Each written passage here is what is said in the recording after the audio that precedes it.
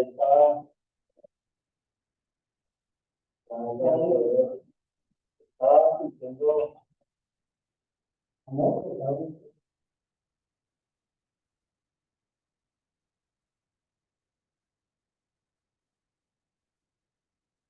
Imagínense eso, si lo está sintiendo yo, un humano común y corriente, imagínense cuánto Dios. Yo sé que a veces un domingo no es tan sencillo, pero dedicarle tiempo a Él, dedicamos tiempo a mil cosas. A un concierto yo sé que corremos y hacemos lo que sea, hasta compramos boleta y con tiempo. Y para Dios, que es lo más importante, a veces no le damos tiempo. Yo quería felicitarlos por dedicar ese tiempo a Dios, porque es de lo que hay un poquito, todo lo que Él hace por nosotros. Y estaba también mirándolos y recordando que cada uno tiene una historia, cada uno un pasado. No somos iguales que cuando lo conocimos a Él. Han pasado muchas cosas buenas, algunas dificultades, pero siempre, siempre victoria, siempre, siempre, en cada cosa. Fuimos, hemos y seguiremos siendo testigos de sus milagros, de su amor, de su poder. Lo vemos todos los días en cada cosa. Algunas no las contamos, otras ustedes no las cuentan, tampoco las decimos muchas veces, pero qué bueno que lo podamos hacer, porque sigue él siendo real, y sigue actuando poderosamente. Y quiero contar algo así rápidamente. Si les dijeran a ustedes, Caroline, ¿cómo le identifican los demás? ¿Como Caroline quién? ¿O Sandra qué? ¿O Andrés qué? ¿O ejemplo? Eh, a ver, no. No, Liam, el peque, un ejemplo, el peque, el niño. Como una película. Sandra es la esposa del que es. Cada uno podría, exactamente, en el colegio la gente era cruel.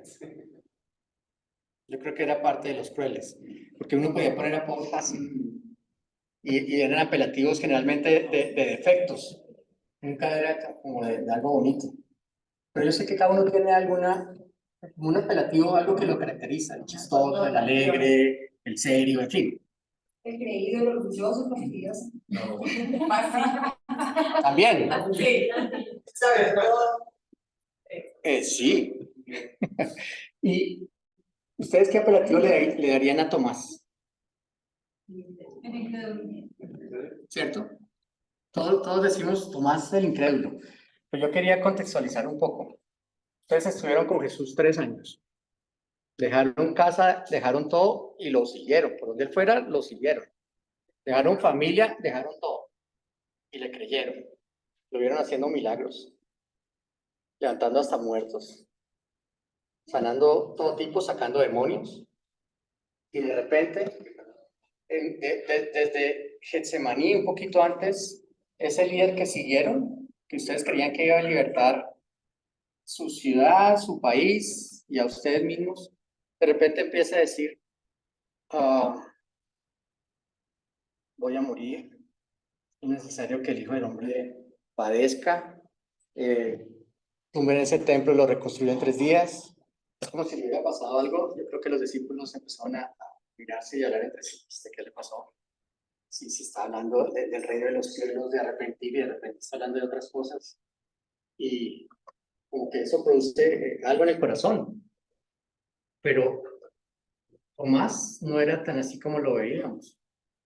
Cuando Jesús iba, Sandra explicó la vez pasada, cada cosita de su sufrimiento, cada señal de lo que le estaba pasando en su cuerpo, lo que significaba.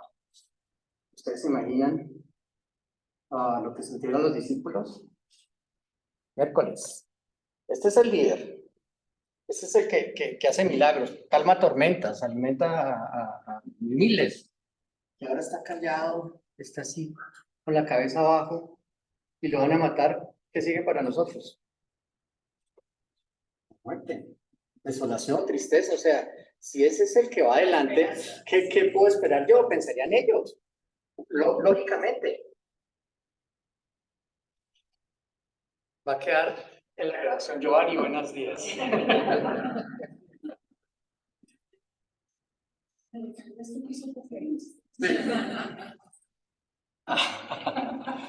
Y entonces, ¿qué podía pensar cada uno de los apóstoles? Juan fue un poco más atrevido y él estuvo hasta adelante. El que decía que iba a dar la vida, que cortó, lo negó 3 veces. Yo no lo conozco, o sea, yo no tengo ni a quién es. O sea, nosotros podemos identificarnos un poquito con cada uno de ellos.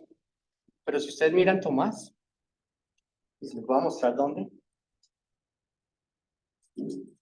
está en Juan 11.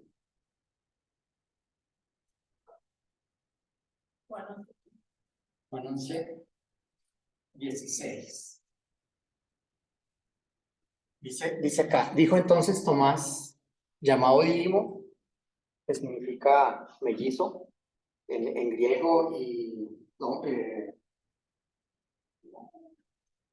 hebreo, en griego y en arameo es mellizo. O sea, se parecía. Algunos eruditos dicen que era hermano de Jesús, otros dicen que era primo segundo, en fin, era muy parecido a Jesús físicamente.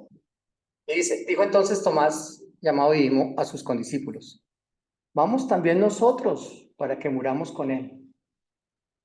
Ningún otro dijo eso. Tomás, conocido por el incrédulo, esta parte no se conoce. Él dijo, vámonos, o sea, lo van a matar, yo lo sigo. Yo también voy a morir con él. Y esto no es tan recalcado.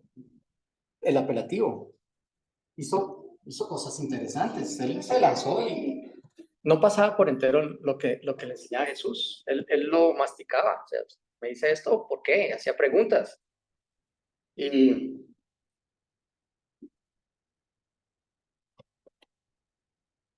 quería empatarlo porque aquí en Juan 11 está con la muerte de Lázaro. Quería empatarlo con esto. Tomás y Lázaro. Y los voy a poner en contexto. Ya no me demoro. Sí. Tengo hasta las 12:30. Ustedes se acuerdan de Lázaro, ¿cierto? Lázaro, Marta, María. Están en Betania. Jesús, siempre que pasaba por ahí, se iba a quedar donde ellos. Siempre, siempre. Eran sus amigos. Hay una parte que dice que, que Jesús amaba a Lázaro. Llamaba a Marta, llamaba a María. O sea, lo dice claramente, específicamente. Y de pronto le llega noticia a Jesús. Jesús era invierno y estaba en el templo explicándole a los eruditos. Le llega noticia que Lázaro está enfermo. ¿Qué pensarían Marta y María? Nosotros somos amigos de él. Él es de lo más cercano, lo hemos hospedado, le hemos ofrendado, le hemos dado comida, lo amamos, lo cuidamos. Fijo, fijo, llega corriendo. Fijo. Lo más lógico es que llegue rapidísimo. ¿Y qué hizo Jesús? Demoró 4 días. Demoró 4 días en llegar. 4 días. Y alguien preguntaba por qué 4 días. Dentro de los saduceos y fariseos, los saduceos creían que el alma dejaba a la persona a los 3 días. Si Jesús hubiera llegado a los 3 días, no estaba muerto. Seguramente alguna otra cosa, pero a los 4 días, nada que hacer. Y se demoró 4 días y llega y pues no las encuentra tan alegres, ¿no? Si hubieras venido, o sea, ya eso reclamo. O sea, debimos hacer milagros igual que los discípulos. Debimos hacer milagros, ahora que lo necesitamos, ¿dónde está? Y a veces somos así, reclamamos, ¿qué pasó? Porque yo, de todo lo que hago, y mire, y Jesús les decía a los discípulos que se demoró esos 4 días porque era necesario que el Hijo de Dios se glorificara, que era necesario que los demás vieran lo que iba a pasar. Y empezando con Tomás, porque eso está justo ahí en Juan 10 y 11. Tomás, cuando Jesús murió, se alejó. Yo creo que como muchos. están repitiendo. Dijeron lo mismo de hace 5 años. Yo no sé si vale la pena seguir ahí. Yo creo que es más chévere ahí en otro lado. Mire la música, la batería. Mire los milagros que se ven, las cosas que hacen. Yo creo que era mejor como con Juan el Bautista. Por lo menos, o sea, mire el cambio de Jesús. Ahí lo bautizaban y anunciaban otras cosas. Vimos milagros, pero mire ahora. Yo creo que Tomás estaba pensando todo eso, humanamente. Y pensando, yo no sé si vuelva. ¿A qué? Ya no está Jesús. Otros discípulos estaban reunidos los 10, porque pues Tomás no estaba y Judas tampoco. Y justo cuando estaba en ese instante, en ese momento, se apareció Jesús a los 10. Y habló con ellos y se mostró cómo estaba. Primero como Dios, porque pasó paredes. Y después como hombre, porque comió pescado. Y le llegó eso a oídos de Tomás, que lo vieron. Y Tomás era como, no sé si alguno de nosotros que nos gusta investigar, leer, mirar, si dijeron esto, ¿por qué? Decirle la palabra, preguntarle al Espíritu Santo. Decía, no. Les digo a los discípulos, hasta que yo no crea, yo no, hasta que no toque, hasta que no meta mis dedos, hasta que no toque el pescado. Y ¿qué tal que sea realidad virtual? Un holograma. Ahora van a pasar muchas cosas, pero eso dijo Tomás. Y sin embargo, a los 8 días, Jesús volvió por Tomás. Por Tomás. Él se apareció a los otros, pero por Tomás se apareció otra vez. Y entonces le metió las manos y esto, y lo tocó y todo. Y Tomás pudo reconocer, Señor mío y Dios mío. Y antes, un tiempo antes, le dijo, yo soy, ¿a dónde vas? ¿Se acuerdan antes de morir? Le dijo, ¿a dónde vas, Señor? Dinos el camino para nosotros seguirte. Tomás fue el que dijo eso. Y Jesús le dijo, yo soy el camino, la verdad y la vida. Nadie va al Padre sino por mí. Les dijo, por aquí es. Es diferente si alguien me pregunta dónde queda Chía. Pero mire, usted sale aquí a la autopista y va derecho. A que yo le diga, ¿sabe qué? Venga, lo llevo. Eso dijo Jesús. Tomás hizo que pasara eso, Jesús, que diera esa revelación. Y al final, cuando lo toca a Jesús, cuando Tomás toca a Jesús, que le dice, Señor mío y Dios mío, ¿se acuerdan lo que dice? ¿Qué dice? Porque fuiste creído, dichoso el que cree sin haber visto. Exactamente. Él abrió una posibilidad para nosotros, porque nosotros no lo vimos, pero creemos. No, todos los que estamos aquí creemos en mil cosas, pero cuando Jesús se enfrentó a nuestra vida, empezamos a creer primero que había muerto, lo más fácil, que había hecho milagros, podría ser, pero que murió está científicamente y comprobado, históricamente. Ahora la otra cosa, que resucitó, hay que ponerle fe. Se fue al infierno, estuvo 3 días, exhibió públicamente al diablo, se llevó toda iniquidad, todo pecado, toda dolencia, toda maldad, nos dio las llaves a la iglesia del Hades, o sea, todo lo que hay que tener fe. Y si lo hizo antes, lo digo porque sé que todos tenemos alguna necesidad, alguna circunstancia, diferente, a veces repetitiva, a veces como círculos, pero no se le ha cortado la mano al Señor. Y como a Tomás, como a Lázaro, Él nos está diciendo que es el cuarto día, que nos está llamando, está diciendo a cada uno por su nombre, levántate, es un nuevo tiempo, es el cuarto día para cada uno de nosotros. Y una cosa más, la batalla nuestra está arreglada, y no es chancuco, no es algo extraño, pero es así. Él ya la ganó. Estamos, o sea, es tonto seguir batallando, es tonto seguir luchando, es tonto seguir cargándonos cuando Él ya lo ganó. No es no hacer nada, es creer y descansar en Él. Él ya lo ganó. Es como ver una pelea de quién está ahorita. Jason Fury, de pronto. Bueno, si sabe alguien de boxeo, de pesos pesados, un inglés, peso completo. Uno ve una pelea de él que ya ganó. Y después me llega y mira y dice, voy a apostar a Jason Fury. Va a la fija, ya ganó. Así es para nosotros. Cada una de nuestras dificultades, él ya las ganó. Todas. De corazón, de libertad, de ansiedad, de atadura, de tristeza, de economía, de luchas internas. Él ya las ganó. Si yo sigo luchando, yo puedo ir a un psicólogo y no tengo nada contra los psicólogos. Ellos trabajan la psiquis, el alma. Y a veces los médicos trabajan el cuerpo, pero Dios trabaja completo, alma, cuerpo y espíritu. Dios sana todo. Ellos pueden arreglar una parte, Dios arregla la parte completa. Pero arregla de fondo, profundo, para que nunca más volvamos a acostarse. Para que nunca más. Entonces yo quería decirles eso hoy. Hoy es el cuarto día para cada uno de nosotros. Ya tal vez algunas circunstancias no huelan bien, como Lázaro. Las hermanas dijeron, maestro, ya huele mal, te demoraste mucho. Y a veces hemos creído que en esta circunstancia Dios se ha demorado mucho.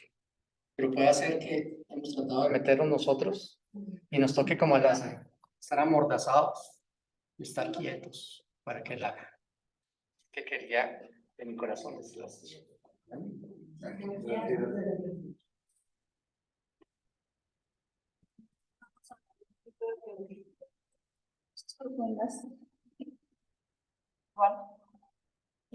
Siguiendo lo que Jimmy nos ha enseñado hoy, cosas profundas para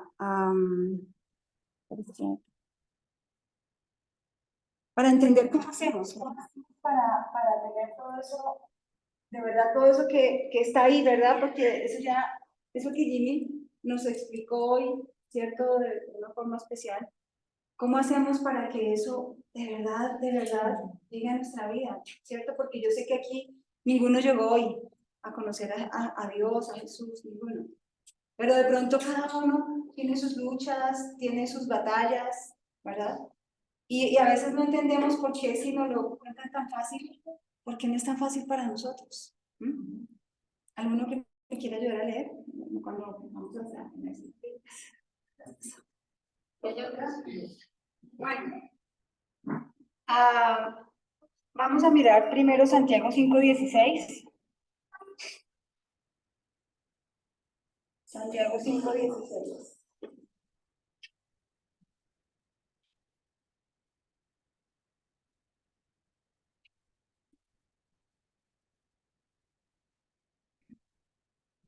Santiago 5:16.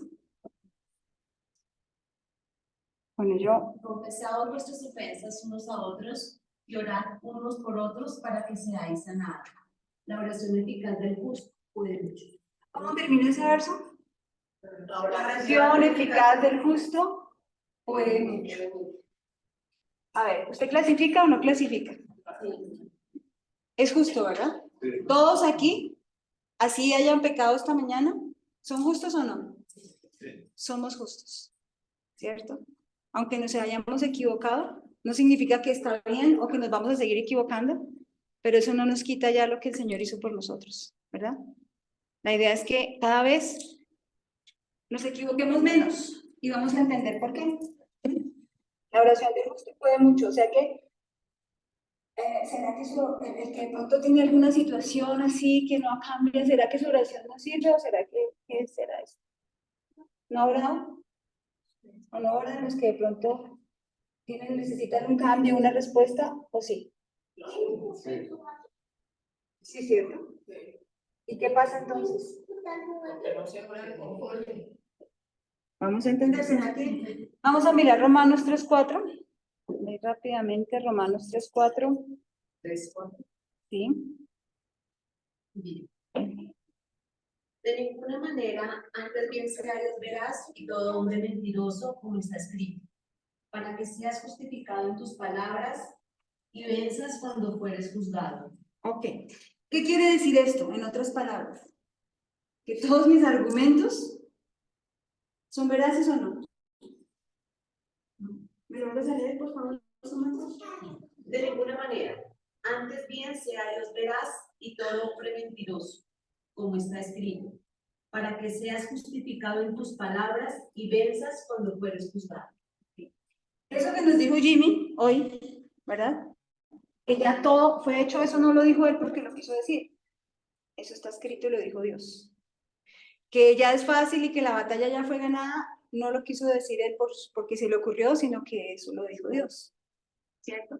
Y si Dios dice que la oración del justo puede ser mucho, ¿qué significa? Que así es, ¿cierto? Nosotros vamos a decir, no, pero yo no, pero es que así no es, pero es que, ¿cierto? O sea, esto es como para hacer un marco, ¿cierto? De lo que vamos a empezar a hablar, para que nos demos cuenta que lo que dice Dios es real, que todos nuestros argumentos, porque es que así me ha pasado, porque es que así me ha tocado, porque es que eso es lo que yo vivo hoy, hay algo que no está bien, pero lo que Dios dice es verdad. Y es la única verdad, no hay más verdades. ¿Mm? Nosotros podemos ver un país, podemos ver una vida, podemos ver una enfermedad, podemos ver una deuda, podemos ver un cautiverio, el que sea, una situación de destrucción. Pero eso no es la verdad. La verdad, ¿qué es? Lo que Dios dice.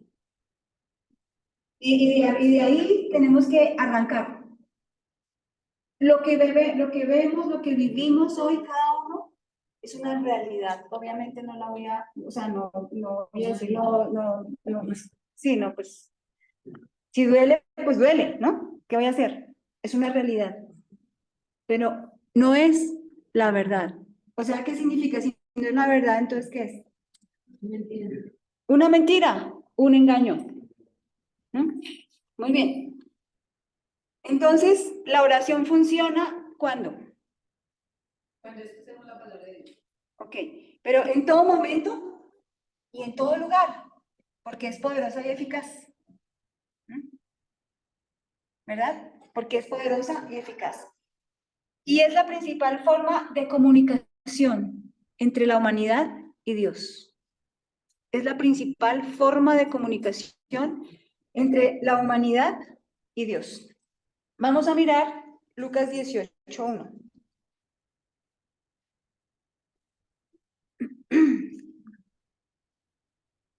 Lucas 18:1. También lo refirió Jesús una parábola sobre la necesidad de orar siempre y no desmayar. Ok. Entonces, ¿qué nos dice? ¿Cómo es que dices? La necesidad de oración. ¿Que se cansen? ¿Que se den por vencidos? ¿Que se rindan? ¿Que digan esto no funciona? No, no desmayen, no desmayen. Bueno, estamos haciendo nuestro marco teórico. ¿Qué puede suceder para que no funcione la oración? Si yo digo que sí funciona, entonces, ¿qué puede suceder? Que no está de acuerdo con la palabra. Que tenga falta de perdón. Ok, hay muchos aspectos. Y todo eso se resume a que nuestra disposición espiritual no es la adecuada. O sea, no hemos aprendido el arte de orar.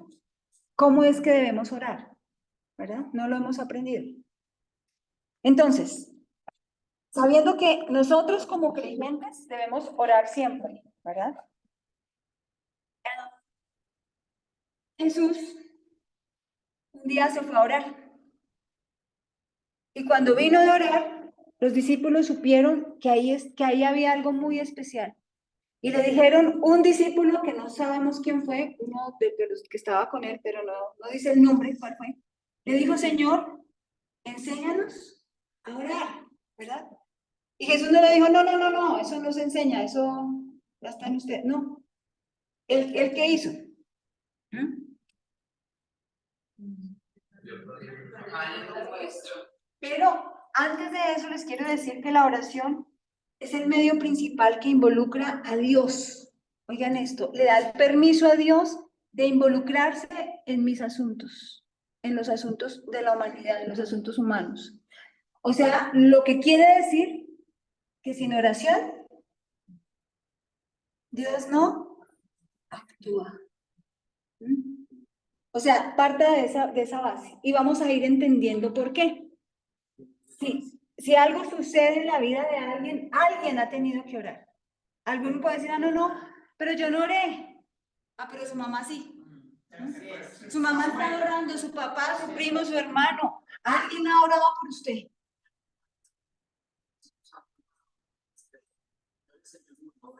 ¿Sí? Parece como yo sería tan terrible que le hice arrodillar, ella aprendió a orar porque hasta que se confió. Ok. Voy a pasar esta otra para que sean dos los que lean. O sea, lo que le pasó a San Agustín. San Agustín.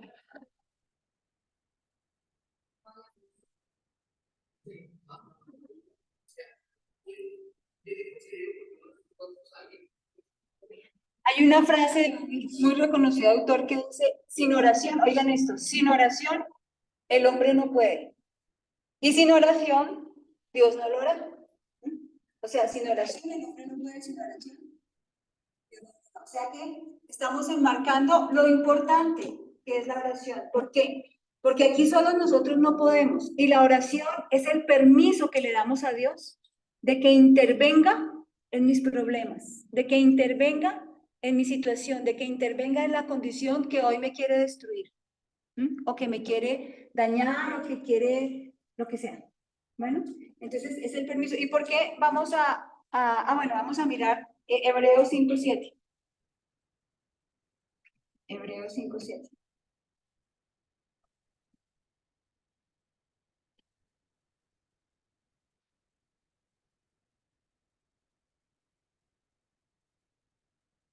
Y Cristo, en los días de su carne, ofreciendo ruegos y súplicas con gran clamor y lágrimas al que le podía librar de la muerte, fue oído a causa de su temor reverente. O sea, aquí nos dice que Jesús, ¿cuál era uno de sus fundamentos? Orar, orar, orar al que le podía cambiar su condición, su destino, su vida, ¿verdad? Oraba. Y oraba con súplicas, con ruegos, con clamor y con lágrimas. ¿Mm? Así oraba Jesús. O sea que si él oraba, ¿yo quién soy para decir que yo no necesito, que para mí no es, ¿verdad? Entonces, ok, vamos a mirar otra cita bíblica que nos va a hacer nos va a marcar, es Lucas 11, 9 y 10.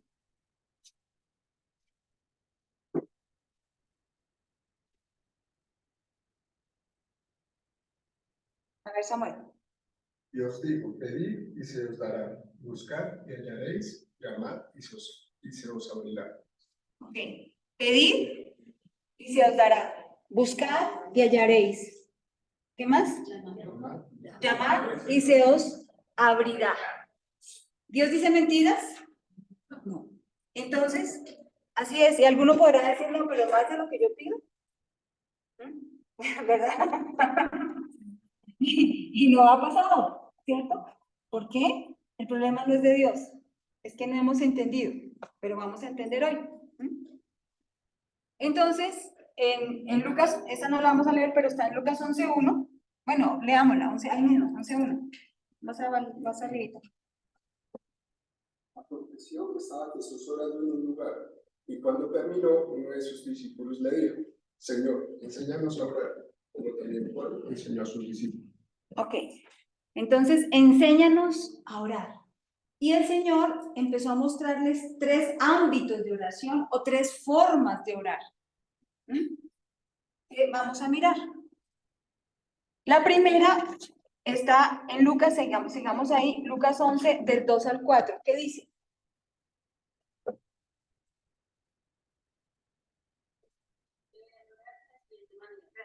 Padre, que siempre sea santificado tu nombre, que tu reino venga pronto. Danos cada día el alimento que necesitamos y perdónanos nuestros pecados, así como nosotros perdonamos a los que queremos. Y no permitas que seamos ante la gente. Eso, ahí lo primero que Jesús les dice, vayan y preséntense a Dios como que, ¿cómo empieza? Padre, como hijo, como padre. O sea, es la primera, es una, o sea, no es la primera, pero es una instancia que todos deberíamos usar. Llegando a Dios como padre, con nuestras peticiones, con nuestros ruegos, con nuestras súplicas, con nuestro tocar, con nuestro pedir, como padre, a Dios como padre. ¿Y cómo podemos llegar como padre? Aquí está haciendo calor, ¿cierto? ¿Cómo podemos llegar a Dios como padre? Gracias. Como, porque somos hijos, pero somos hijos porque todo el mundo aquí en esta tierra es hijo de Dios. ¿Sí o no? Porque creemos en Jesús, porque Jesús es la puerta por todo lo que ya hemos aprendido, ¿verdad? Por eso tenemos el derecho, como dice Juan 1:12, de ser hijos de Dios. Y por ese motivo podemos llegar confiadamente y decirle con nuestro corazón, Padre, y exponer y derramar nuestro corazón, ¿verdad? Padre. Pero resulta que hay momentos en que esa condición yo lo he hecho. O sea, uno puede decir, yo lo he hecho, pero todavía no hay respuesta. Yo lo he hecho, pero todavía no hay respuesta. Entonces, vamos a mirar un segundo ámbito, una segunda instancia. Y está en Lucas 11:5.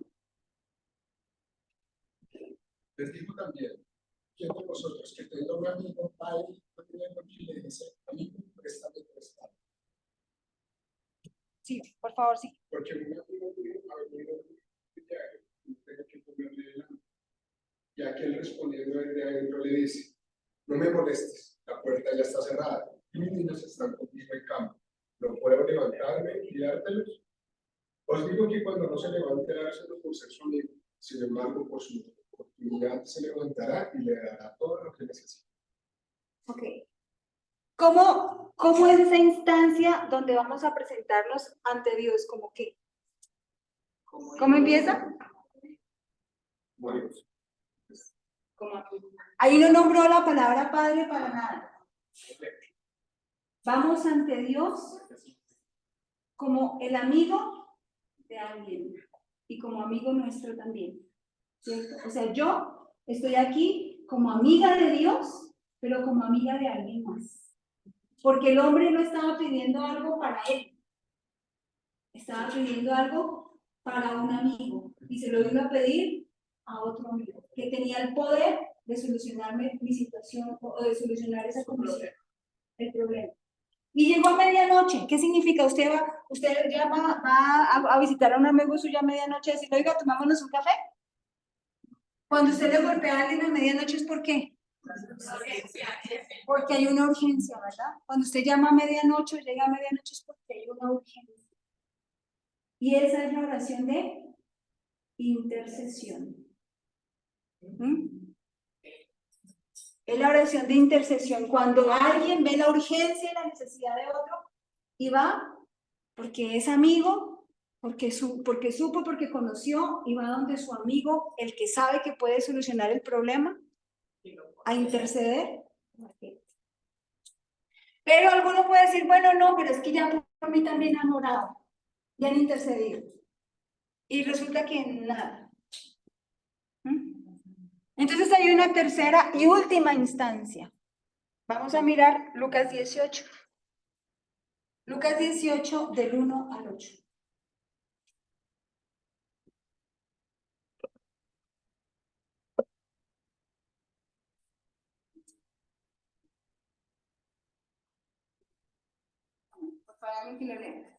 también le refirió Jesús una parábola sobre la necesidad de orar siempre y no desmayar, diciendo, habla en una ciudad. Perdón, no desmayar. En ese punto, cuando le dicen a usted, no desmaye, Insistas porque ya fue fácil, ya se lo conté, ¿no? Es porque usted ha insistido y ha persistido y ha buscado y ha ido a que oren por mí y ha dicho, y por favor póngame en oración, y yo he orado y nada que pasa. O sea, siga orando y no desmaye. Y esta es otro ámbito de la oración. Por favor, ahora sí. ¿Quién estaba leyendo? Samuel. Diciendo, había en una ciudad un juez que ni temía a Dios ni respetaba a hombre. Había también en aquella ciudad una viuda, la cual venía a él diciendo, hazme justicia de mi adversario. Y él no quiso por algún tiempo, pero después de esto dijo dentro de sí, aunque ni temo a Dios ni tengo respeto a hombre, sin embargo, por esta viuda me es molesta, le haré justicia, no sea que viniendo de continuo me agote la paciencia. Y dijo el Señor, oí lo que dijo el juez injusto, ¿y acaso Dios no hará justicia a sus escogidos que claman a él día y noche? ¿Se tardará en responderles? Os digo que pronto les hará justicia, pero cuando venga el Hijo del Hombre, hallará fe en la tierra. Okay. Ese es el tercer ámbito de oración, ¿verdad? Cuando ya estamos, que ya decimos, yo voy a botar la toalla, por aquí no es, este Dios no funciona, yo no sé qué pasa conmigo, para mí no funciona. Y Dios y Jesús dice, no desmayen, sigan insistiendo, pero hay otro ámbito. ¿Y cómo nos relacionamos con Dios en ese ámbito? ¿Como padre? Ahí dice que el padre, como amigo, como juez. Como juez que hace justicia. Y hace justicia cuando hay un juez, ¿cuántas partes hay implicadas?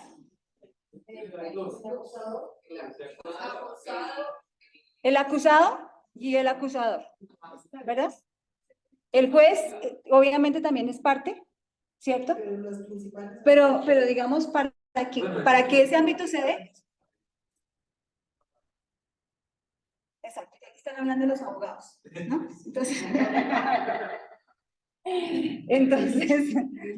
Entonces, básicamente, todo ese ámbito se da porque hay dos situaciones, uno acusado y un acusador. Punto. ¿Cierto? Pero allí nombran al acusador, lo nombran el adversario. Y resulta que el adversario viene de la palabra griega antidikos, que es anti, que está en contra, y dikos, de los derechos de ciudadano. O sea, significa que está en contra de sus derechos como ciudadano, como heredero de Dios o como ciudadano del cielo.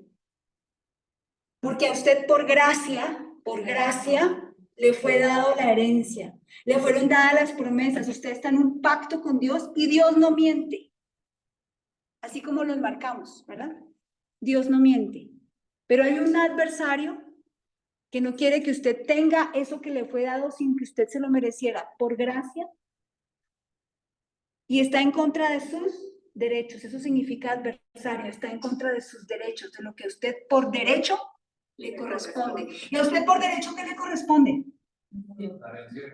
La herencia, la sanidad, que se ha proveído, que se ha prosperado, que se ha restaurado, que se ha liberado, que tenga paz, que tenga gozo, que se ha liberado de todo cautiverio. ¿A usted le corresponde eso? Esos son sus derechos. Pero hay un adversario que se ha opuesto. Vamos a mirar cómo es que se opone. Para que usted, lo que usted ya recibió de gracia por gracia, y que está en su bodega espiritual, pero que todavía en esta tierra no lo ha podido recibir, es porque hay alguien que ha puesto un impedimento y es en una instancia donde hay un juez. O sea, que es en una corte. ¿Y la viuda qué pide? Que se haga justicia, ¿verdad? Si son mis derechos, si ya me los dieron, no me los merezco, no me los merecí, no me los gané, no los pude comprar, Jesús me los dio. ¿Por qué me los están quitando? Entonces, ¿vengo a qué? Que me hagan justicia. Si la sanidad es mi derecho, si la liberación es mi derecho, si la provisión es mi derecho, si lo que sea es mi derecho, si ser liberada de ese vicio es mi derecho, o de esa condición que me atormenta y me aflige, ¿por qué vengo aquí a que me hagan justicia? ¿Estamos entendiendo hasta ahí? Ok, ¿cuáles son esos ámbitos de la oración? O sea, como padre, el hijo amado viene ante el padre que tanto nos ama. Como amiga interceder, ¿cierto? Y como juez. Porque ya definitivamente esto no es un asunto de pedir o de interceder, sino es que hay un impedimento. ¿Mm? Exactamente. Vamos a mirar Daniel. Daniel está en el Antiguo Testamento, es uno de los profetas. Profeta mayor. Daniel 10, 12 y 13. Vamos a mirar.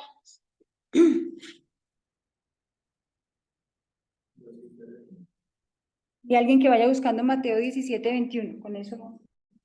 Que Samuel buscas Daniel 10 y Sammy, por favor, búscame ayúdame con Mateo 17, 21. O allá la niña, Alejita. Daniel.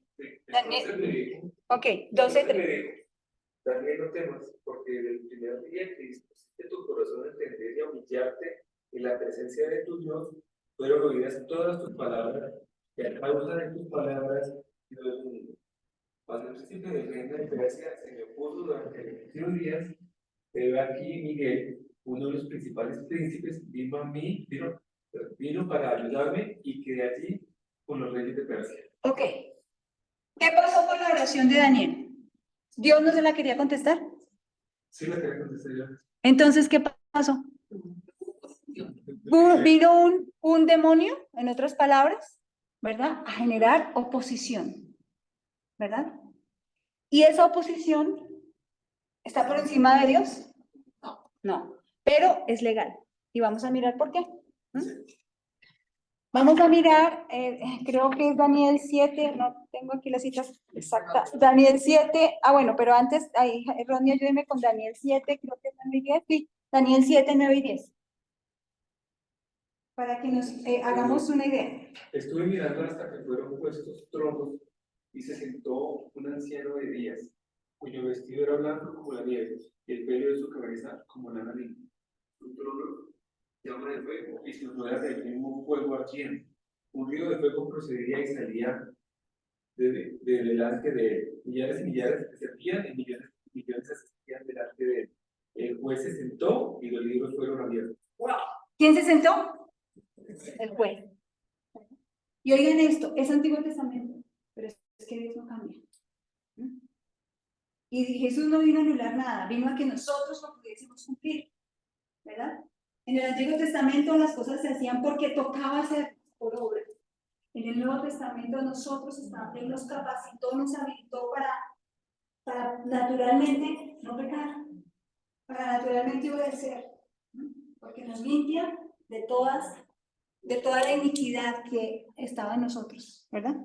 Entonces no hay nada, o sea, tenemos que tener discernimiento de cómo es, o sea, eso que vio Daniel sigue siendo. El juez se sentó, o sea, estaba mostrando allí, y sí, que cuando un juez está de pie se puede empezar una sesión o una... O sea, se necesita que el juez se siente y ¿qué más? Y autorice, aquí habla el abogado que ha estado ante el juez, defendiendo. Y entonces le da comienzo a un juicio, ¿verdad? Entonces, ok, y ahora sí, ¿quién está buscando Mateo? También. Mateo 17, 21.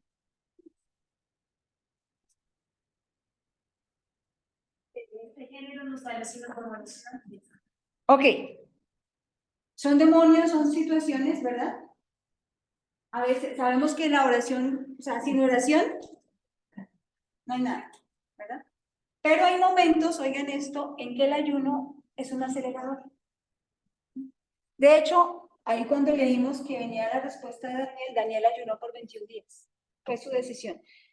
¿Qué pasa con el ayuno? El ayuno se ha malentendido porque se le ofrece a Dios como un sacrificio. Señor, yo te ofrezco este ayuno, Señor, para que entonces tú me bendigas y, exacto, para que entonces Dios me bendiga. Y resulta que no, o sea, el único sacrificio que fue suficiente para que Dios nos bendijera, ¿cuál fue? El sacrificio de Jesús, para de contar.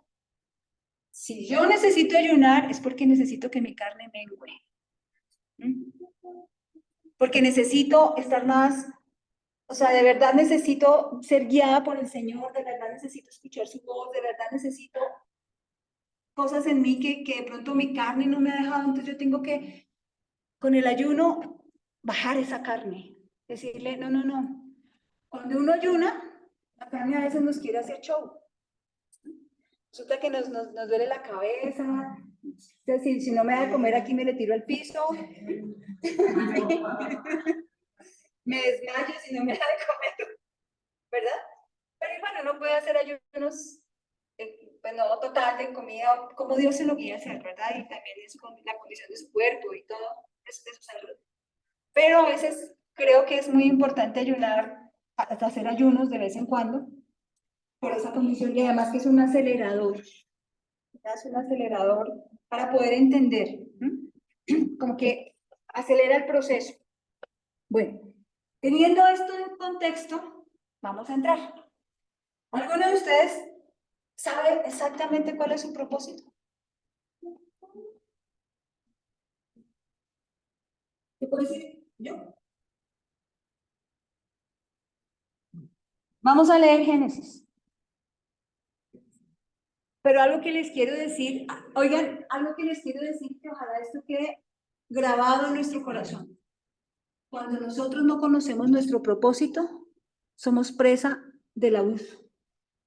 O sea, pueden abusar de nosotros. O sea, sí, cuando una persona abusa de otra, de muchas maneras, ¿no? Porque no conocemos cuál es nuestro propósito. O sea, ¿por qué estoy aquí? ¿Para qué? Entonces, vamos a leer Génesis 1, del 26 al 28.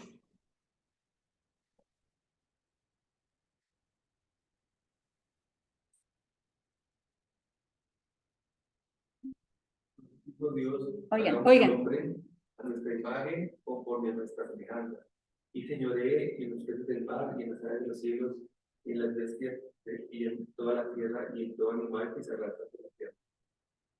¿Hasta dónde? 28. Y creó Dios al hombre a su imagen, a imagen de Dios lo creó, varón y hembra los creó. Y los bendijo Dios y les dijo, fructificad y multiplicaos, llenad la tierra y sojuzgadla, y señoread en los peces del mar, en las aves de los cielos, y en todas las bestias que se mueven sobre la tierra. Ok. ¿Qué dice Dios? ¿Cuál es para qué creó al hombre? Ese es el propósito suyo en esta tierra.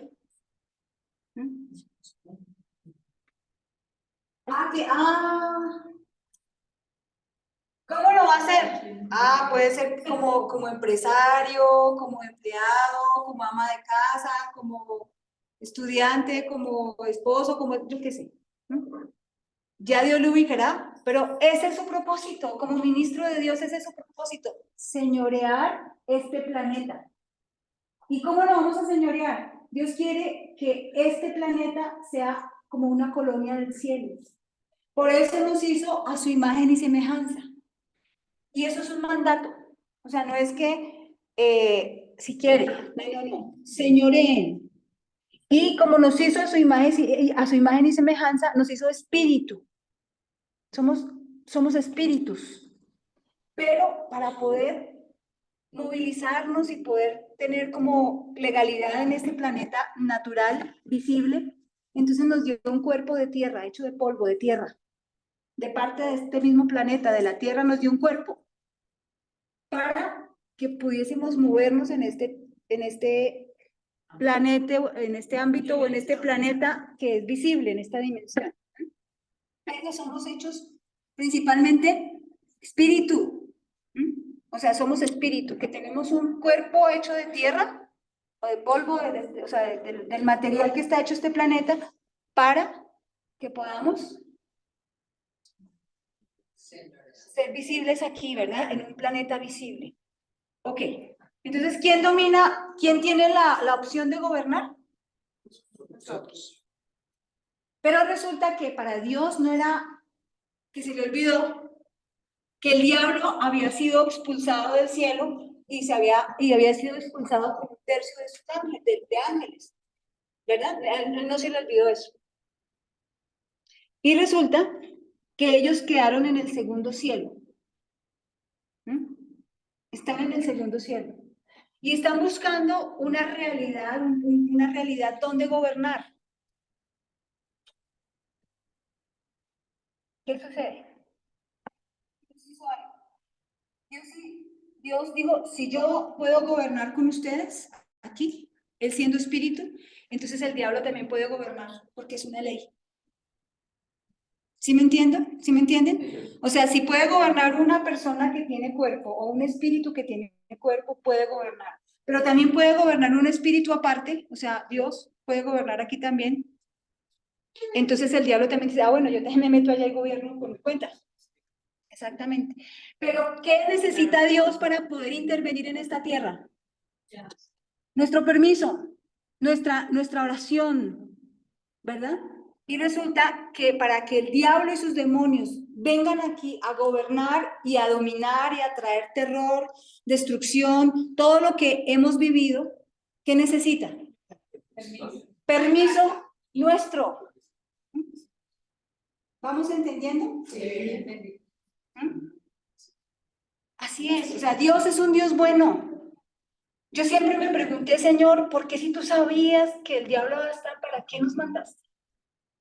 Para sufrir, para pasarla mal, para estar enfermos, para estar en esta lucha todo el tiempo.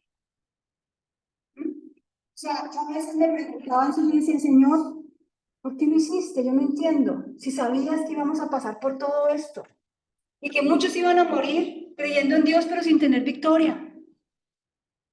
Lucha tras lucha tras lucha tras lucha. Pero entendí que no fue el propósito de Él. El propósito de Él para mandarnos aquí es que fuéramos gobernantes, que gobernáramos cuando Él dice que gobernemos sobre los peces del mar, sobre las aves del cielo y sobre las bestias del campo, significa todos los ámbitos de la tierra, incluyendo las finanzas, todo. Que gobernáramos, que domináramos, que eso nos sirviera a nosotros, que no nosotros le sirviéramos a todo lo demás y fuéramos dominados, sino que eso fuera nuestro servidor. Gobernáramos. Y cuando hay un gobernante, por ejemplo, una casa y el gobernante es el esposo, el señor de la casa, pero ahí hay un desorden, mejor dicho, cada uno llega a la hora que quiere, hace lo que quiere, cuando quiere no llega. ¿Será que hay autoridad en esa casa? No la hay, ¿verdad? Pero cuando el gobernante se para y dice un momentico, aquí me hacen el favor y llegan por tarde a las 10 de la noche y a las 11 todo el mundo está durmiendo. ¿Hay autoridad? Está ejerciendo. Entonces, todo lo que sucede en mi ámbito, en la atmósfera, en el mundo, en el planeta Tierra, es responsabilidad de quién principalmente. Del hombre en general, ¿cierto? Pero principalmente de la iglesia, porque la iglesia es la que entiende y la que tiene ese encargo de Dios, ¿verdad? Sin embargo, el que no conoce de Dios es parte de esa humanidad que le da entrada a los demonios. No le da entrada a Dios, le da entrada a los demonios para que vengan a gobernar. Y tristemente nosotros como iglesia que no hemos entendido, también hemos permitido en nuestra propia vida, empezando por ahí, que gobierne, que venga con enfermedad, que pasen muchas situaciones, porque no hemos entendido que un ámbito para que eso no suceda es la oración. O sea, yo necesito la intervención de Dios sí o sí, porque aquí, yo sé, aquí estoy, pero tengo luchas. Pero hay demonios que quieren venir y que de hecho han entrado a mi vida por mi línea generacional, por mis propios pecados. Bueno, ahorita vamos a hablar un poquito de eso, espero que me alcance el tiempo. Entonces, la tierra fue diseñada para que nosotros pudiésemos, o sea, hiciéramos como una colonia del cielo aquí en la tierra. Eso fue lo que Dios quiso. Exactamente, que se haga en la tierra como es en el cielo, o sea, que sea una colonia, como como una imagen del cielo aquí en la tierra y que nosotros gobernáramos. No, él no nos diseñó para que pasáramos necesidades, para que estuviéramos en la lucha de la escasez, de la enfermedad, de los problemas, de los vicios. Él no nos diseñó para eso. El diablo que ha entrado junto con sus demonios a esta tierra por autorización nuestra, de la humanidad,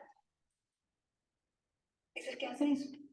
Pero cuando Dios es autorizado en mi vida para que entre, Él arregla eso. Pero tengo que tener entendimiento.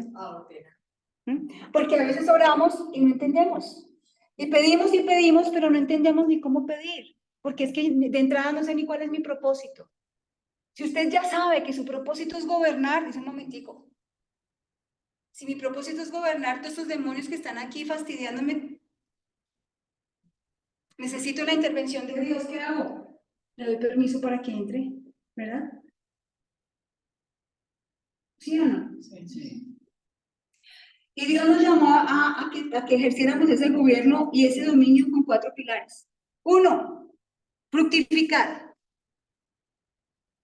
¿Fructificar qué es? Es próspero, próspero. Dar fruto. Más que, sí y no. Dar fruto. Fructificar es dar fruto. Claro, vamos allá. ¿Cómo damos fruto? A ver, ¿qué fruto debemos dar? ¿Cuáles serán nuestros frutos, los frutos que debemos dar? Pues del Espíritu Santo, muy bien. Pero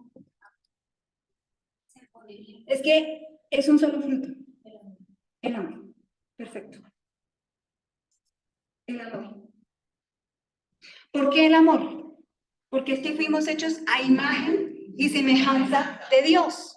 Recuerden que en la reunión del miércoles lo que hablamos fue que el amor de Dios se ha revelado en nuestra vida. Cuando yo me sé tan amada, se van los temores. Cuando yo me sé tan amada, no hay duda. Cuando me sé tan amada, ese amor hace que fluya la fe, que yo pueda descansar, sabiendo que Dios no me va a dejar en esta condición, que Él hizo todo para que yo no me hundiera. ¿Mm? Entonces, el fruto que yo debo dar es amor. Ay, ¿cómo así? El amor hace que yo haga cosas. Entonces, ayudo a otro, pero no para decir, que ya, Señor, mire lo que hice, sino lo hago por amor.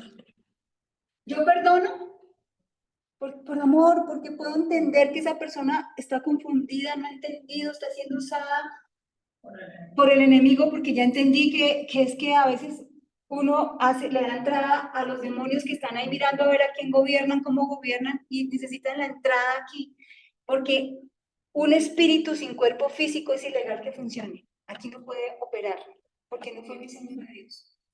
Por eso nos hizo un cuerpo físico, para que pudiésemos operar y tener legalidad en este planeta real, digamos que podemos tocar y ver. Alejita. Siempre tiene que ser legal porque nosotros la hayamos dado permiso. Siempre. De manera ilegal no. Ellos son ilegales en todo, pero lo hacen legalmente, sí. O sea, siempre tienen, claro, ellos tienen que tener un permiso. O sea, aquí hay una puerta. ¿Verdad? Si yo le pongo ahorita candado a esa puerta, si alguien llega, ¿puede entrar? No. Tengo que necesariamente quitarle el candado y abrir la puerta para que la persona pueda entrar. Si no, no puede entrar. ¿Verdad? Claro, me puede engañar, me puede decir, venga, que es que le voy a dar un tinto, mire que es que vea que él va no sé qué. Resulta que vienes a hacer desastres aquí adentro, ¿verdad? Entonces, eso es. Entonces, primero, uno de los pilares es fructificar, es dar ese amor. O sea, y nosotros no podemos dar amor como que, ay, hoy voy a decido, no. Es que, o sea, ya lo tenemos, pero necesitamos esa revelación para poderlo manifestar. Porque cuando yo tengo angustia, cuando yo tengo temor, cuando estoy afligida y agobiada, es porque desconozco lo que ya Dios hizo para mí. Desconozco su amor. Y entonces en esa condición, ¿yo cómo voy a tratar a esta persona con amor? La voy a tratar con dureza. Y yo he sido, yo siempre fui una persona muy dura. Y yo hoy conozco y sé que la misma condición, la misma, de pronto, saber que Dios está, pero como que no responde, me hace duro. ¿Mm? ¿Verdad? Entonces, pero cuando yo sé que Él está ahí, que me ama y que, o sea, así me haya equivocado yo hasta el fondo, pero Él ya me perdonó. ¿Mm? Cuando yo reconozco y entiendo que me hizo y que así sea el peor de todos, pero me puso aquí con el propósito de gobernar, y oigan esto, gobernar los peces, las aves, los animales que van por el campo, pero también los que se arrastran. Eso significa los serpientes y los escorpiones. Significa todo poder de tinieblas. Eso está en Génesis, lo que leímos. Nos puso a gobernar. Eso es, uy, o sea, aquí está la presencia de Dios cuando decimos eso. Nos puso a gobernar eso, o sea, ese es nuestro propósito, gobernar, no que eso nos gobierne ni que nos atemorice. Yo soy la que tengo que gobernar porque ese es mi propósito. Ya sea que sea ministro, que sea evangelista, que sea lo que sea, pastor, profeta, misionero, lo que sea, pero así sea ama de casa, así sea empresario, porque pues no todos vamos a hacer lo mismo, entonces, mucho que sí, es bien, mucho amor.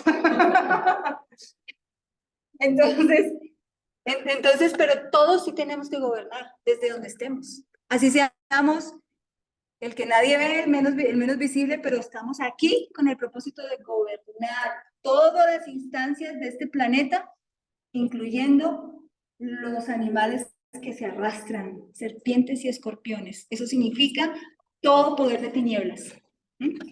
O sea, ese es su propósito. Ya lo conoce. Ya no puede salir de aquí diciendo yo no conozco mi propósito. Los que no lo conocen son los que le dan entrada a sus sueños y no saben que está haciendo puerta para que se le está dando permiso a los demonios y esos demonios vienen a generar terror, a destruir, a matar, a acabar. Y obviamente dominan el gobierno.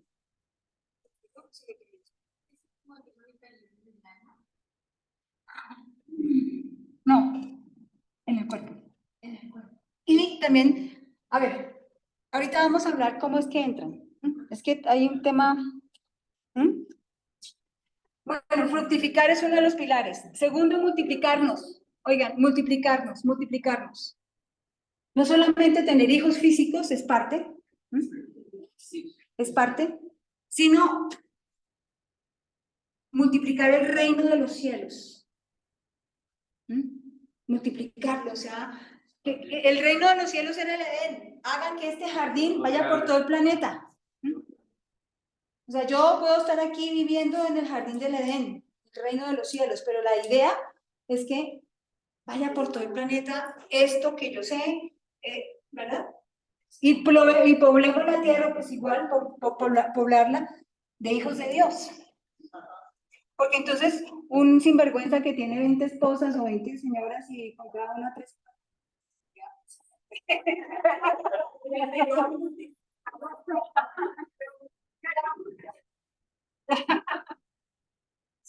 Ese sí que multiplica la tierra. Ese sí sabe cuál es, ¿verdad?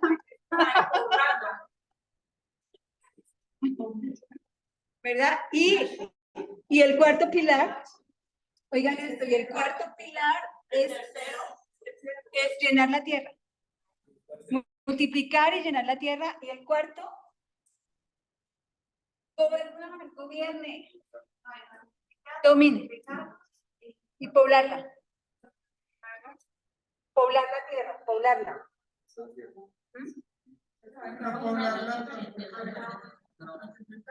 Primero multiplicar, después multiplicarnos, después llenar la tierra. Y cuarto, someterla o sojuzgarla, dominarla, gobierne. Exactamente. Es gobierne. Gobierne significa saque, o sea, si en su casa usted llega y usted va a gobernar su casa y dice, bueno, a partir de usted empieza a hacer orden. A ver si vienen aquí a dormir aquí o a hacer aquí lo que no son. A ver, solamente aquí son, aquí están en esta casa los que son de esta casa, los que duermen que no son de esta casa, chao. Cada uno por su casa. ¿Mm? O sea, hacer orden. O sea, dominar todas las instancias, o sea, la economía, todo la atmósfera, todo lo que hay, y también sojuzgar, dominar, gobernar sobre los demonios. ¿Mm? Y para eso Dios nos dio una llave, para que pudiéramos hacerlo. Si yo tengo la llave de esta puerta, ¿a quién tiene que venir a decirle si alguien quiere entrar o salir? ¿A mí? ¿Verdad? Y si yo no quiero abrirla, pues no la abro. Y entonces eso significa que tengo la autoridad. ¿Mm? Entonces todo el mundo tiene que venir aquí a decirme, ¿me da permiso salir? ¿Me da permiso entrar? ¿Puedo salir? ¿Por qué alguien que es dueño de un apartamento tiene que decirle a tu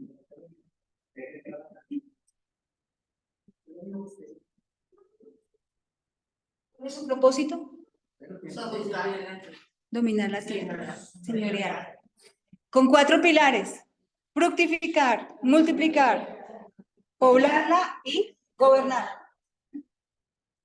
Es el amor de Dios, o sea, Dios nos creó para que viviéramos bien, pero no hemos entendido nuestro propósito, por eso hemos sido abusados. ¿Sí o no? Okay. ¿Vamos entendiendo? Entonces, pero miren esto, Dios fue tan amoroso y tan bueno que Él se quitó. O sea, dijo, yo no voy a gobernar allá, gobiernen ustedes, venga, háganlo usted. Si necesita mi ayuda, denme permiso.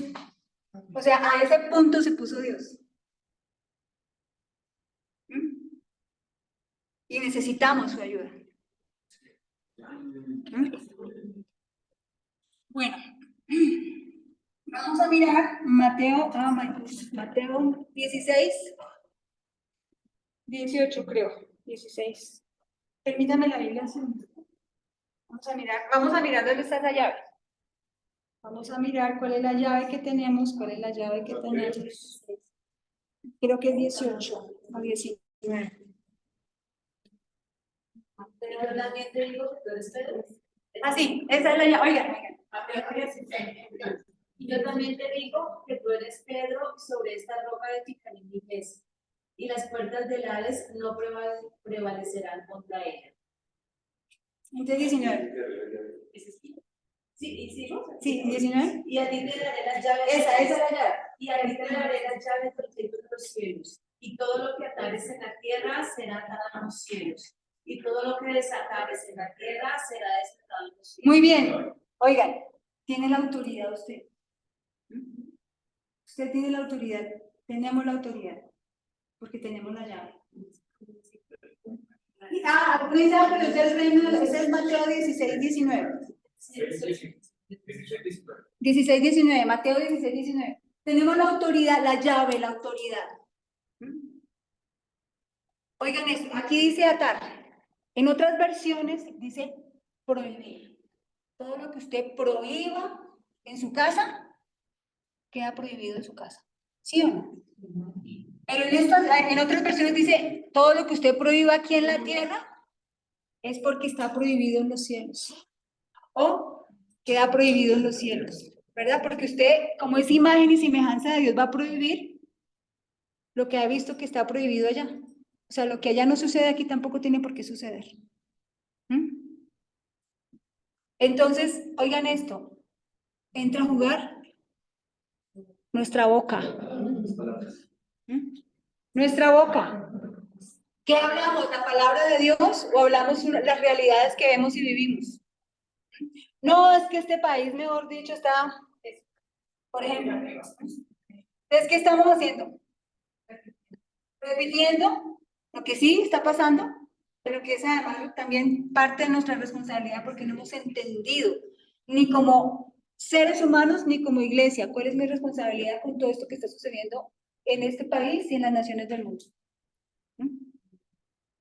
En la destrucción que el diablo quiere traer, quiere poner, ¿verdad?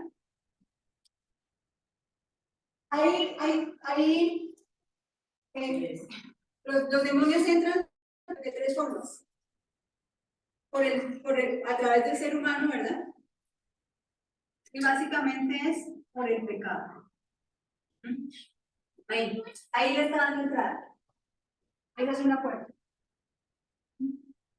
Dos, a través de ídolos. Por eso Dios dice, hay un mandato que está en el Antiguo Testamento, ¿verdad? No significa que no funcione para mí, ¿verdad? Que dice no se hagan imágenes de nada, ni en el cielo, ni en la tierra, de nada, no hagan imágenes. Sí. Entonces, a través de los ídolos allí, principalmente de ídolos, ¿por qué? Porque el ídolo es alguien al que la persona va a adorar. Entonces, muchas religiones tienen ídolos, tienen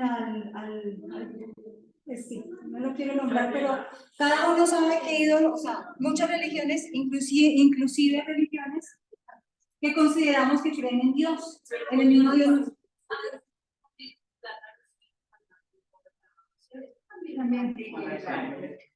Entonces, por aquí tienen entrada, por ídolos, ¿verdad?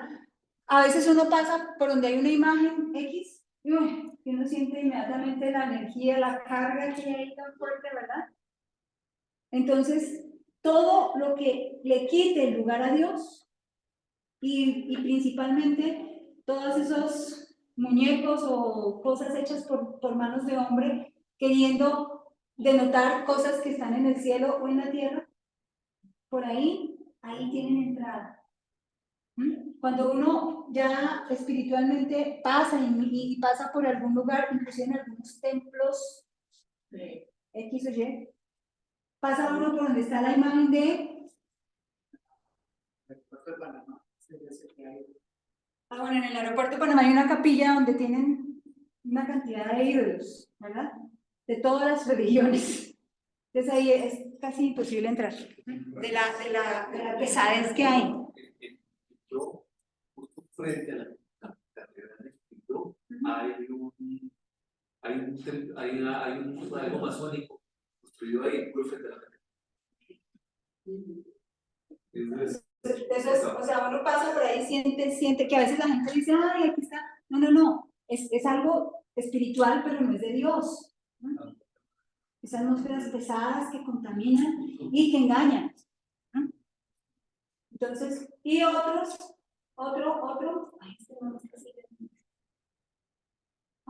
son los altares. Los altares, ¿por qué los altares? Resulta que los altares, desde el inicio de la creación, oigan ustedes esto, los altares tienen una incidencia en el ser humano. Siempre que el hombre quería comunicarse con Dios o que venía una intervención de Dios, había un altar.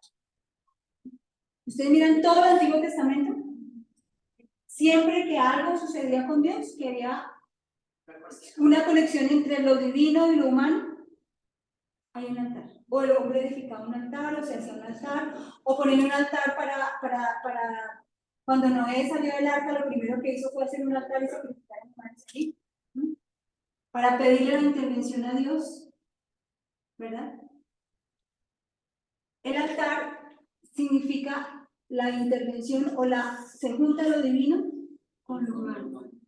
Y es un principio que nunca va a pasar.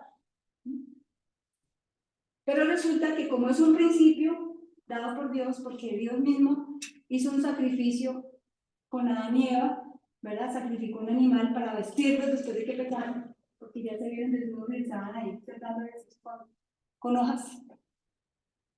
Entonces, ella hizo el primer sacrificio. Ustedes se han preguntado, yo siempre me pregunté, ¿por qué cuando fue Caín y Abel ante Dios y cada uno le llevó sus ofrendas, Dios miró la ofrenda de Caín como no le gustó, pero le gustó la ofrenda de Abel? ¿No? Pero resulta que Abel era pastor y Caín era agricultor. En esa época no comían carne. Abel era pastor. Entonces, ¿para qué era pastor si no comían carne? ¿Para qué cultivaban, pues, animales? si no comían carne? ¿Con qué fin? ¿Cuál era el único fin? Para cubrir el pecado. Que hubiese sangre para presentarlo en el altar. Era el único propósito. Caín, ¿qué hizo? Ah, no, pues yo les llevo lo que yo hago. Yo pienso que Caín haberle podido decir a ver, mire, ¿sabe qué? Tenga estas verduras y deme una vaca, una oveja de esas, porque también se la quiero presentar al Señor. ¿Mm? Pero él no hizo eso. Y Adán ya tenía que haberles dicho que era por medio de sangre. Por eso era que el único motivo por el cual Abel era pastor de ovejas, tenía un rebaño, era para sacrificarlas al Señor. Cada vez que iban a tener un encuentro con Dios, una intervención que necesitaban algo. Es que para Dios fue despreciable la ofrenda de Caín y fue valorada, fue recibida con agrado la ofrenda de Abel. Porque Caín lo hizo con orgullo, con soberbia, mi propia opinión, lo que a mí me parece, lo que yo creo que es. Exactamente, no como usted dice, sino como yo creo que tiene que ser. Exactamente. Entonces, siempre los altares han sido muy importantes en eso. Y el diablo lo sabe. Por eso los brujos, los hechiceros, hacen altares y ponen muñecos ahí y hacen muchas cosas para que entren demonios y vayan a destruir a Julián. Para que entre un demonio y vayan a hacer que este territorio. Por eso es que se hacen sacrificios. Por eso es que el gobierno, muchos gobiernos, han hecho sacrificios humanos y hacen sacrificios de sangre, no sé si humanos, pero sí de animales, ¿verdad? Y hay algunas veces humanos, ¿para qué? Para que en ese lugar haya un altar espiritual. No necesariamente hay que hacer esto, pues, una mesa o algo como altar, sino que donde hay un derramamiento de sangre, ahí hay un pacto, ahí hay un altar y hay intervención de un demonio y puede venir a actuar y dañar, ¿verdad? Las clínicas de abortos son un altar por donde entran demonios a destruir mujeres y familias. Quiero comenzar en la India, un hombre de Dios, y hablaba sobre unos brujos que tenían el poder, daban órdenes a los elefantes, a los para que destruyeran casas. Y maldijo a un pastor, y el pastor, al maldecirlo, murió él y la esposa. Y este hombre decía que la única manera de tener ese poder era por sacrificio de sangre inocente. Y es un poder, o sea, que en la medida que sea más terrible el sacrificio, la sangre derramada, más horrible, más espantosa, viene un demonio con más poder a destruir. ¿Verdad? Pero ese pastor lo que no sabía, así nos hubiese podido pasar a nosotros, o cualquiera de nosotros aquí, ¿verdad? Lo que no sabía es que el altar más alto, con mayor autoridad, es la cruz. Por eso es que nosotros, como hijos de Dios, ya no necesitamos más altares, porque tenemos el altar más importante que fue el sacrificio de Jesús, y ese altar está aquí en nosotros, dentro de cada uno de nosotros. ¿Cómo edificamos? Bueno, vamos a mirar una cosa. Ahí.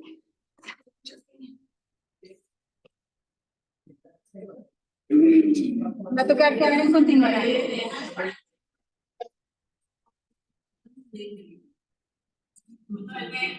Pero es que no puedo dejarlo así, tengo que concluirlo. ¿Verdad? Les voy a decir rápido. Primera de Juan 5, oigan esto, Primera de Juan 5, del 1 al 7, no vamos a leer.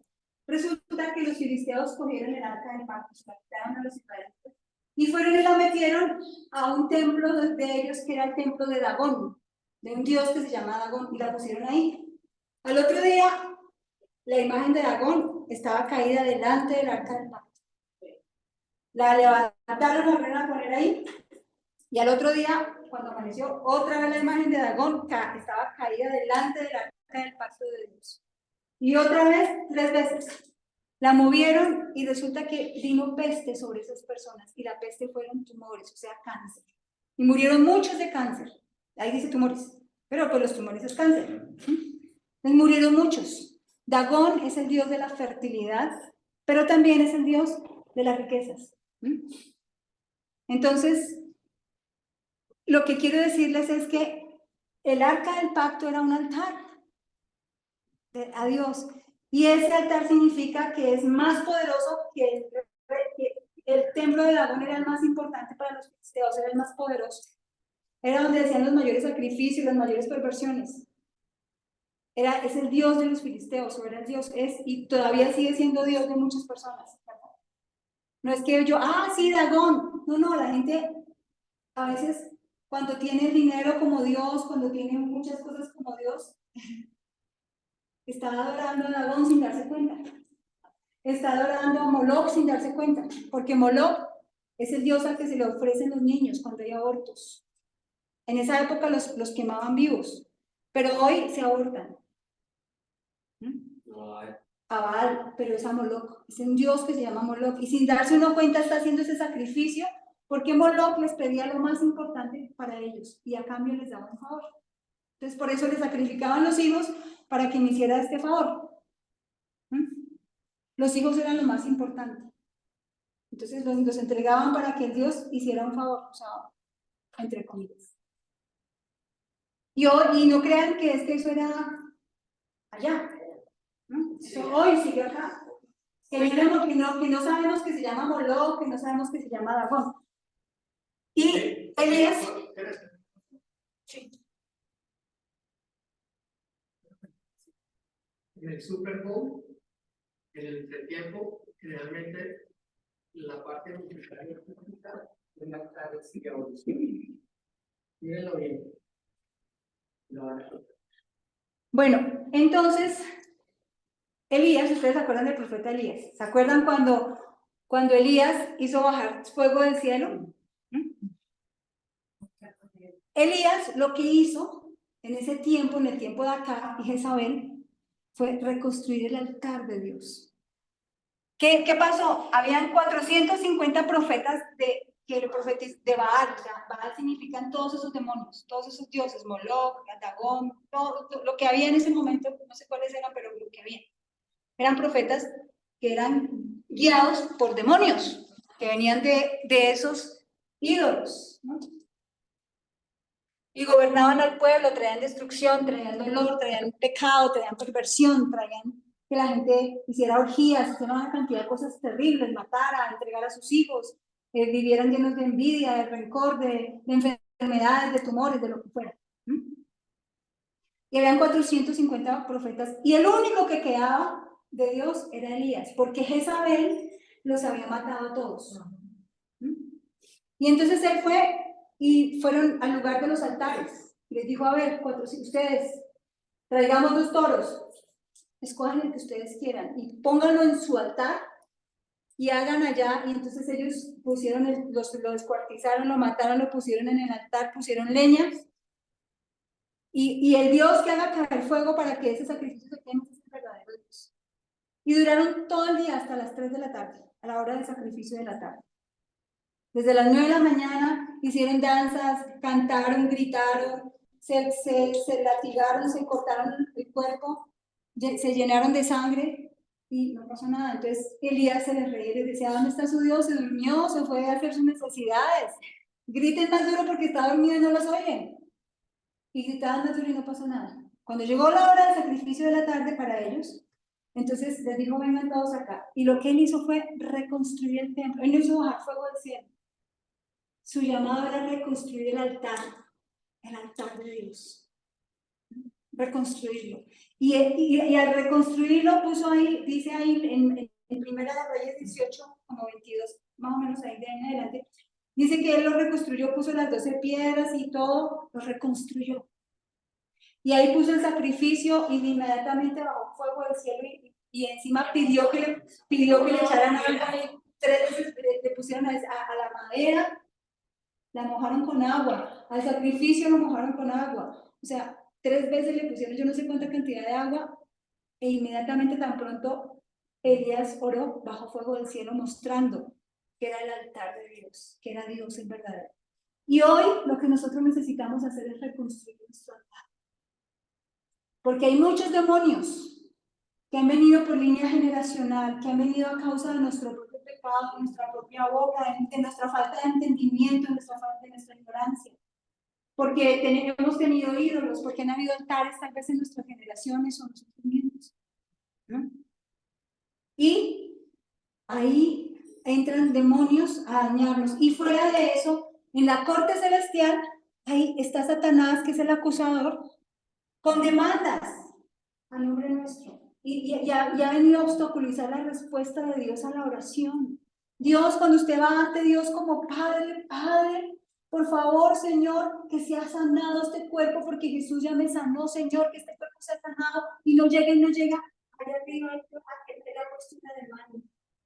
Hay un obstáculo para que no venga, y es una demanda legal. Y cuando, por ejemplo, usted tiene una herencia, y ya se la van a dar, pero resulta que antes de que se la den, viene alguien y pone una demanda. No, a esa persona no le pueden dar esa herencia porque no le corresponde por eso. No se la dan, pero usted nunca supo que no le la daban porque tenía una cosa ya en el juzgado. Una demanda. Y nunca se presentó. Y usted espere que salga el decreto a favor suyo, que le den su plata, o su casa, o lo que sea. Pero resulta que usted nunca se enteró que tenía una demanda. ¿Se le van a dar? ¿Qué tiene que hacer? Y presentarse. Claro. Señor juez, vengo a que me hagas justicia. ¿Mm?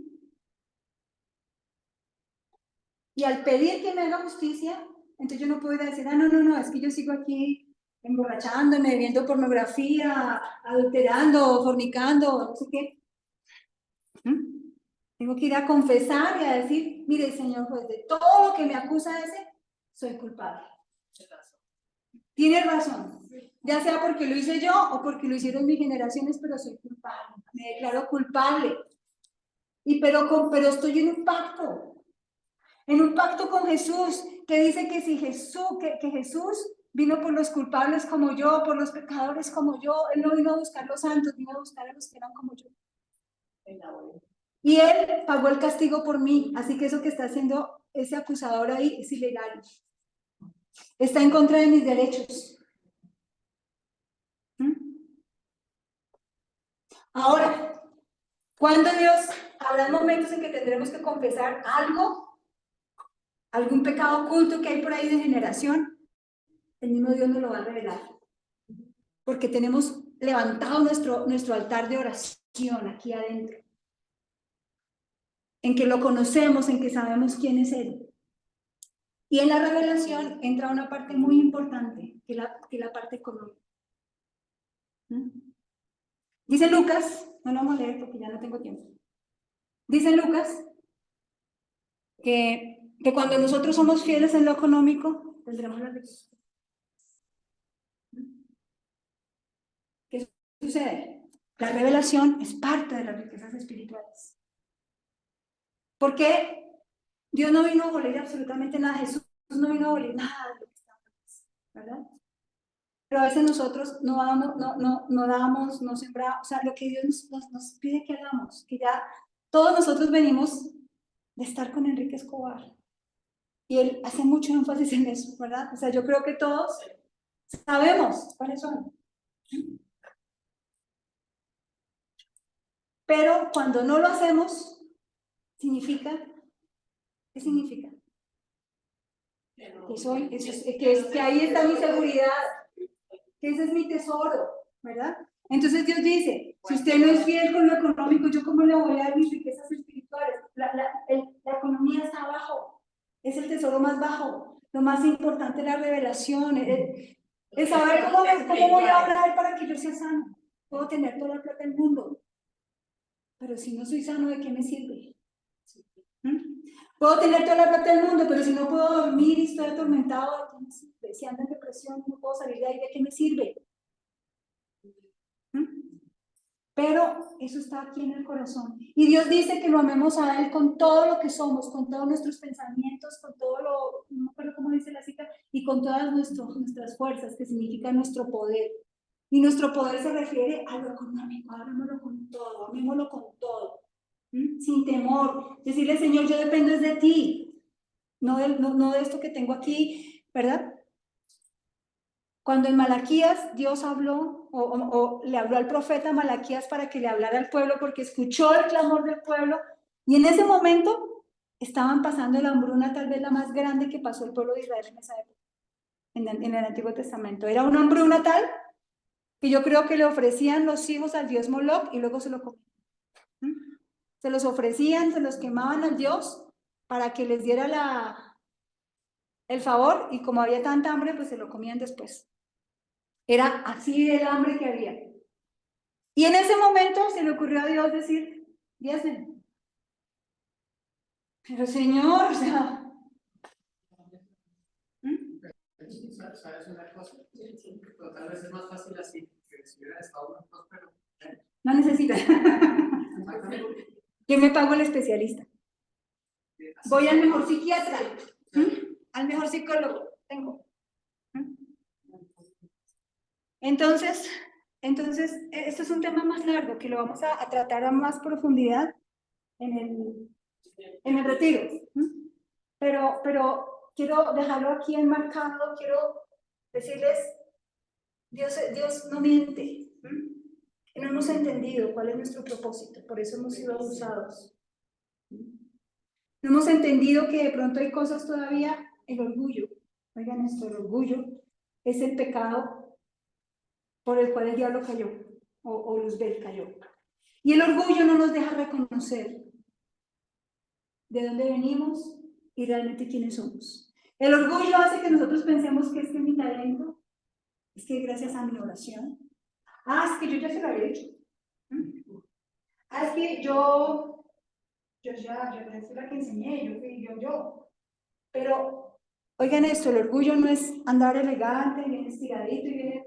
No, el orgullo, yo puedo andar así, pero puedo tener un corazón derramado delante de Dios, sabiendo que todo lo bueno que puede operar en mí, viene de Él. Que si tengo un talento, que si tengo un don, que si tengo economía, que si tengo ropa bonita o lo como sea, viene de Él. No hay nada de lo que yo me pueda mofar, no hay nada de lo que yo pueda decir más que gracias a mis oraciones, gracias al talento. Y yo creo que todos hemos caído en eso. El diablo, alguna vez Jimmy me dijo que él había orado por el diablo para que no se fuera al infierno. Pero resulta que el diablo ya tiene, ese ya es tal vez el único que tiene el único que tiene su sentencia dictada, porque él conoció a Dios en plenitud como nosotros no lo hemos conocido. Y fue tanto su orgullo, el pecado fue el orgullo, que dijo, yo puedo más, yo tengo, yo solito, no, yo no dependo de eso, yo puedo más, gracias a mí. Y el orgullo no nos deja reconocer. En este tiempo que hemos venido, desde que empezamos a hablar de la iniquidad y de muchas cosas, a veces nos costaba. No, mi familia no. Otra cosa, pero eso mi familia no. Mi papá y mi mamá también los que son. Cuando hablábamos, ¿Yo? veía el rope lo. Pero es orgullo lo que nos lleva a no reconocer que de nosotros nada bueno puede salir. Dijo Jesús, no me llames maestro bueno, porque el único bueno es Dios. Ni siquiera él se consideraba bueno, el que no tenía pecado. O sea, ¿de qué me voy a mofar yo? ¿De qué me voy a enorgullecer yo?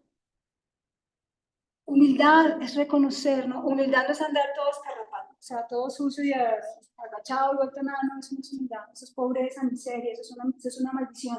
Y orgullo igual también es esa independencia del Señor. O sea, Y orgullo, pero orgullo, es que humildad es una condición de mi corazón, que reconoce que todo viene de Dios, todo, absolutamente todo. Si Él me puedo parar aquí con revelación a hablarles de ustedes, no es por mí, es por misericordia del Señor. Que yo no pude hacer absolutamente nada bueno para que Él me mirara y dijera, voy a pararle allá un día que les hable. Es misericordia de Dios, ni siquiera por mis oraciones, mi disposición de corazón, lo que sea, viene de Él. El talento que me dio para hablar, de poder expresarme, viene de Él. La ayuda mental que hoy está operando para poder hablar, viene de Él. ¿Mm? Todo viene de Él, todo viene de Él. O sea, no tenemos nada que alguno pueda decir, no, es que yo soy muy talentoso en esto, en aquello. No, viene de Dios. Eso es humildad. Reconocer que nos hemos equivocado, reconocer que somos, que todavía, o sea, no hay nada bueno en nosotros. Dejémoslo así. Señor Jesús, te damos gracias en este día, Señor, gracias. Gracias porque eres bueno, Señor. Gracias, Padre, por tu amor, porque no nos trajiste aquí a que sufriéramos y a que tuviésemos luchas y batallas y guerras, sino que nos trajiste aquí para que señoreáramos, Señor. Gracias porque nos diste la llave, la autoridad. Gracias, Señor. Gracias porque tenemos el sacrificio de Jesús para ser liberados de todas esas cosas que han querido venir a destruirnos y a destruir nuestra atmósfera, nuestro entorno, nuestra nación. Gracias, Señor, gracias. Gracias, Señor, porque hoy, con toda autoridad, como gobernadores de esta tierra, hoy podemos hablarle a las tinieblas. Hoy podemos hablarle a toda opresión, a toda condición que tiene que huir de nuestra vida. Y gracias, Padre, porque nos das a cada uno la revelación que necesitamos, Señor, para ir ante el juez justo, ante la corte celestial, como aquella viuda, Señor.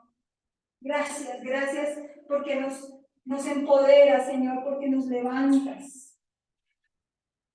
Gracias, Señor, gracias. Gracias, Señor, y hoy declaramos en el nombre de Jesús que toda condición y que toda situación hoy mismo empieza a ceder, a retroceder, porque tenemos autoridad sobre serpientes y escorpiones. Gracias, Señor, gracias. Parte de la autoridad es sobre las serpientes y los escorpiones, sobre todo demonios, sobre toda potestad. Gracias, Señor Jesús, y hoy en el nombre de Jesús declaramos que toda enfermedad, toda condición hoy termina. Hoy declaramos en el nombre de Jesús que la sangre de Jesús está aquí hoy y la clamamos, Señor Jesús, clamamos tu sangre sobre cada uno de nosotros, Señor, pudriendo todo yugo y cerrando todo portal, toda puerta por donde han entrado los demonios a nuestra vida, a destruir, Señor, a no dejarnos que alcancemos nuestro destino.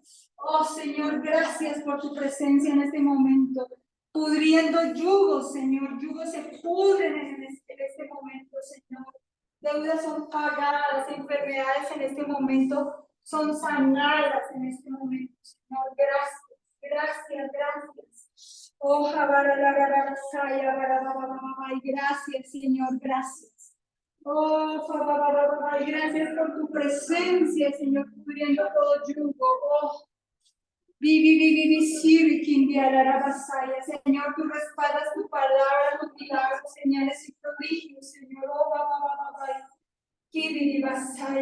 gracias, Señor, porque hoy quitamos la autoridad a todo demonio, a toda pobreza, a toda enfermedad, a todo fracaso en nuestra vida, Señor. Hoy declaramos que la sangre de Jesús ganó, que es por gracia que tenemos esas victorias. Gracias, Señor, gracias.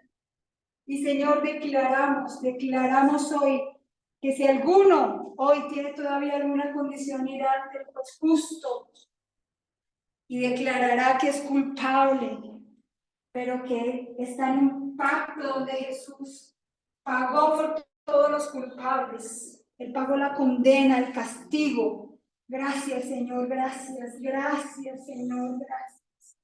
Gracias, Señor, por tu presencia. Gracias, Señor, porque hoy declaramos que toda obra del diablo aquí es deshecha.